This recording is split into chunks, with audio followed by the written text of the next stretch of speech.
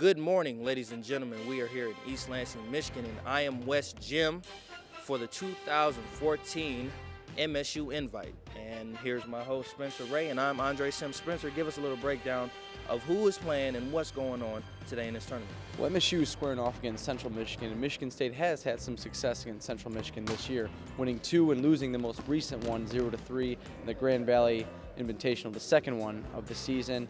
But Andre, who's the player to watch? Well, we really need to keep our eyes on Colin O'Brien, the junior for MSU. He's a good captain, has all the characteristics as a good leader, and really timing is everything in this game. So give us a little rundown of really what's going on rule-wise in this game. There's 3 big rules to look out for. One is a shot clock. Each team has 15 seconds to get the ball off, or they give all their balls to the opposing team. Also, if any or both teams have 5 or less players, then the shot clock is deducted from 15 to 10 seconds. And like a blowout in a high school football game, there's a 6-point or more lead, there's a running clock. And the halftime clock rule is a little tricky for some people. If a team gets a point with less than 4 minutes left in a half, then that time is added to the second half. Well, there you go, ladies and gentlemen. You have the rules, you have the people to watch, so let's take it down to the court where the action is just about to begin. CMU ready. MSU ready. Dodgeball. Let's go. Kevin, shot clock. And we're underway here at I Am West as MSU plays Chippewa. And there's only one out for Central Michigan. It was Jay Mondu. And there's that slow and steady type of tempo for the Spartans. Not really trying to control the neutral zone. It's just back and forth with these guys. It's like slow offense. Unlike Grand Valley's where it's back and forth, backpedaling, front pedaling, everything. A little slow of a The neutral game. zone has been so full the past game with the Grand Valley team, but so far I'm kind of getting the feel that, you know, both sides are trying to stay on their respective sides of the court, and the neutral zone is not really getting a lot of play as of right now. And Colin O'Brien, he told us about Central Michigan, how they're not the best offensively, but they'll catch anything you throw at them. And you could see that during warm-ups. That's all they were doing, were catching balls, throwing each other balls and trying to catch them. So that's a big emphasis for them going into this game, I'm assuming. And having that advantage late in the game, like we saw in the last game, if MSU had that, be able to catch balls, would have saved them. There's a lot of characters on Central Michigan's team. Got the face paint going, a lot of headbands. But MSU, I mean, Central Michigan is led by their president, Jake Lesky, number 33. Shane Willett with a pump fake there. Number 4 is out for the Chippewas, taken down by 2 Spartans simultaneously. Shot clock's winding down for the Chippewas. Almost a shot clock violation there. But number 15 was there to keep it going.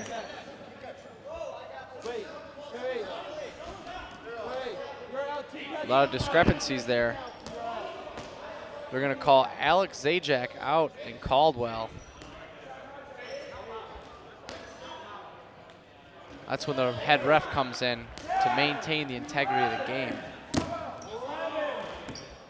A nice catch there by Jake Lesky. For the Chippewas. And Wilshire's out for MSU.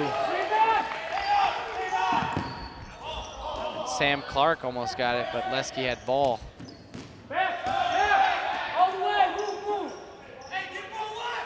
A lot of communication on the Chippewas side. And cross throws by the Chippewas too. Trying to catch all the balls is kind of a risk because no catch is guaranteed. No catch is guaranteed. And at the speed that these balls go at, it's very easy to dribble them. And with some of the power that MSU has too, with Noe and Robson and O'Brien. And a nice tag there by Matt Jones to eliminate number 77, Mike Heller.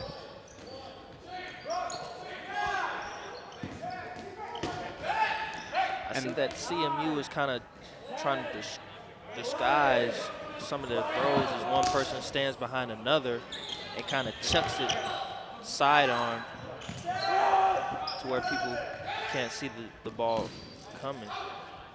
And the thing I've noticed throughout this tournament is every team is unique. Yeah, they have their own style. Like, no team is the same.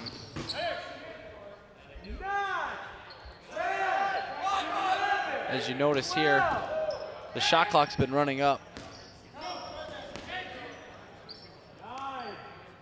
And yeah, there's just a lot going on in this dodgeball game. And the Chippewas utilize that pyramid, that ball shield defense. You have 3 or 4 guys huddled.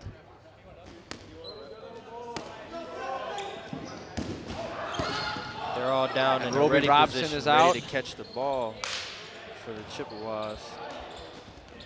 Like you said, everybody's strategy is different. Yeah, Robson almost didn't believe he was out. He didn't go to jail right away.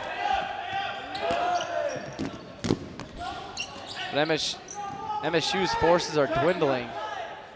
They're down to 8 throwers. Looks like Spartans feel a little hungover from that loss. Central Michigan has ball control and man control. There's a nice elimination by Michigan State, number 21. Tyler Phil is out. And I love the jerseys here too. Even though it's a dodgeball team, they had some pretty attractive looking jerseys. Shot clock's cutting down for the Chippewas.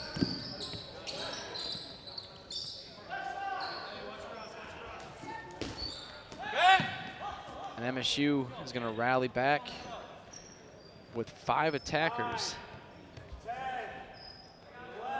And the ball control is even, not anymore after that tossed by MSU.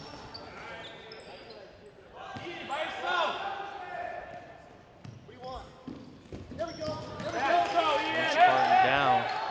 Clark. They're just dropping. I feel like Callum O'Brien's gonna have a lot to say to the team, either if they lose this match early or if he calls a timeout. MSU needs to utilize their team throw with all those bodies without balls. A nice snag there by Grubb. Eliminates number 54 for the Chippewas. I noticed for the Spartans, Another snag there by O'Brien. the Spartans kind of put themselves in a hole early on in the game when all of their best throwers are out. You see Noe is on the sideline. There's Riley out there too. And that's what you're talking about too. The hands and the catching ability of this MSU Spartan Dodgeball Club. It's doing a really good job here, like keeping it in it and kind of leveling the personnel differences. And it is 9-8 here in favor of the Chippewas. And you see the Spartans utilizing that low ball now. No more high balls. They learned their lesson last game. I feel a lot of most of the throwers for MSU on average have a better high ball, more accurate. They have a strong low ball, but it's just not as accurate as their high one.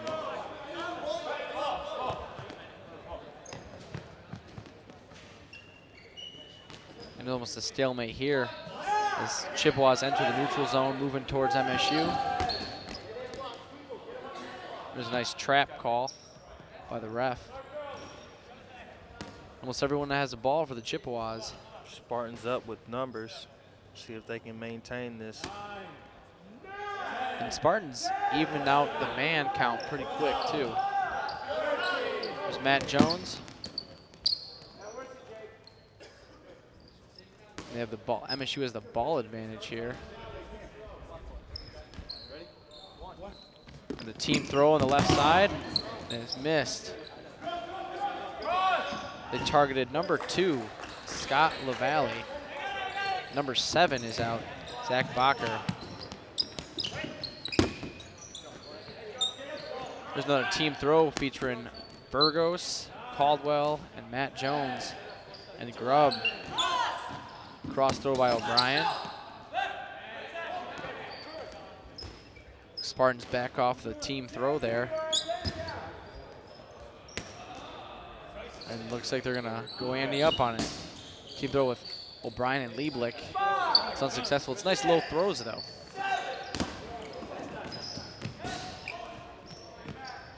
Chippewa's not really set on defense as much as they are catching the ball and catching and throwing. You don't see a lot of pyramids. You don't see a lot of low to the ground defensive play by the Chippewas. There's a nice catch though by number 33, the president, Jake Leske. Caldwell's out. A lot of He's emotion. pumped up. And like we were saying about the pyramid, it seems Chippewas only can do that when they have the numbers, as they did early in the game.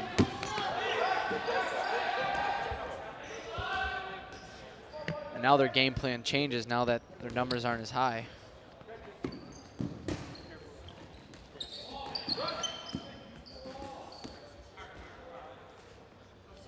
And a 5-man front for the Spartans as they're approaching Chippewa's attack zone. Colin O'Brien just throws one. Under 15 minutes left in this first half. The man count is 6 for the Chippewas and 7 for the Spartans. Ball count is 4 for Chippewas and 6 from MSU, and it's even now after that O'Brien throw. And they're gonna, and Colin's gonna say he didn't tag him, even though number 2 wanted to go out.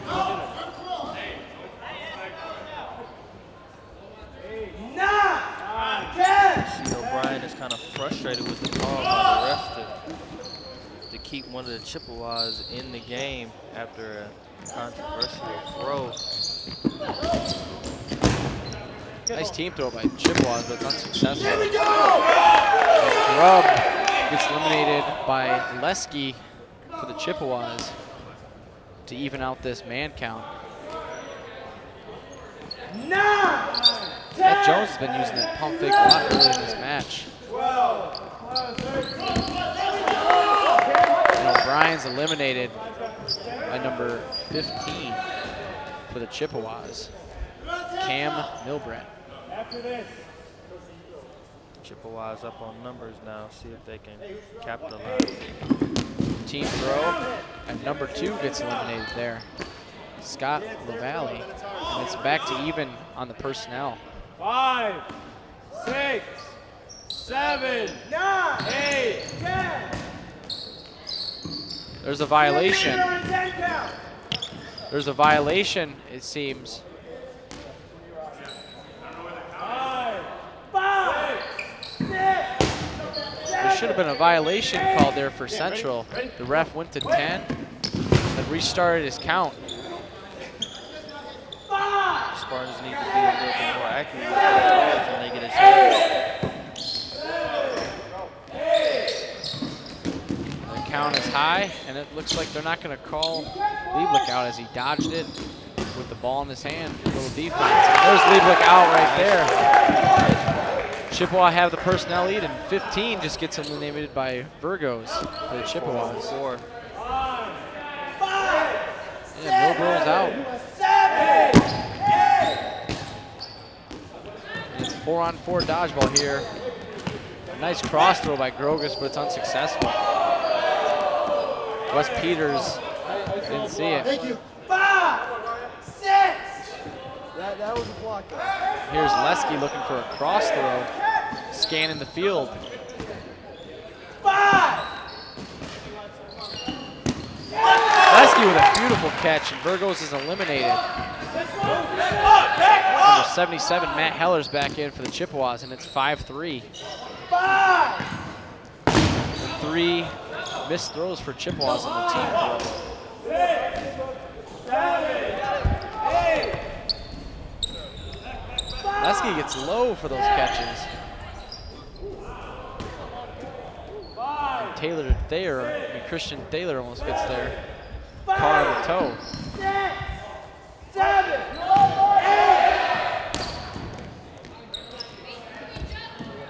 8. A man advantage, two-man advantage for the Chippewas. Andre, what's your mindset right now with a lot of these inexperienced players, and you're down to 2 men? I think the Chippewas have a good strategy. I've been watching the throws and the decisions made by the Chippewas, and there's a lot of cross throws. But when the ball is thrown by a Spartan, there's a ball thrown by a Chippewa in the area, but there's a Chippewa across the court that's also throwing the ball at the same Spartan. So it's kind of like an illusion thing when he's not looking. Yeah. Thayer gets a nice elimination, and Grogic just eliminated Lesky. Lesky and Peters eliminated, so now it's 3-2. Chippewas lost their team captain. Spartans are throwing that ball high, and high balls are easier to catch. They have the ball advantage. There's a little over 10 minutes left in this first half. Team throw there by the Spartans. Chippewas looking to counter. And that's a nice elimination throw by number 77, Mike Heller. And it's 1 versus 3 in favor of the Chippewas. Here's Heller again leading the charge for the Chippewas. A team throw. That's a nice elimination by Heller, and with a little help from Tyler Frank. And the Chippewas win the first match.